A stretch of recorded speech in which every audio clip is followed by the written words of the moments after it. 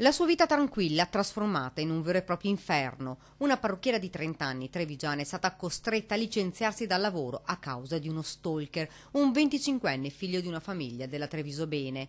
Infamata, perseguitata, minacciata e seguita costantemente, la donna esasperata si è recata dai carabinieri. Sono ben 5 le denunce che ha presentato ai militari, ma dal tribunale un silenzio assordante, nessun provvedimento nei confronti di quell'uomo che le sta rovinando la vita. Eppure le ha già fatto del male, ma dalla giustizia ancora nessun passo. Tutto è iniziato circa 6 mesi fa, quando la trentenne ha conosciuto il giovane. I due sono diventati buoni amici. Poi, un fine settimana di giugno, lui si è fatto avanti con delle avance, tra loro qualche fusione, ma lei da subito gli dice che non ha nessuna intenzione di avere una relazione con lui. Il 25enne si è trasformato in uno stalker, addirittura ha pensato bene di pubblicare sui social un falso certificato medico che attestava una grave malattia della trentenne. Tutto falso, perché la parrucchiera ha sempre goduto di ottima salute. Non solo, ma la pedinava, le faceva recapitare nel salone dove lavorava pacchi, pizze e lettere infamanti, fino a quando la trentenne è stata costretta, di comune accordo con il suo titolare, a licenziarsi.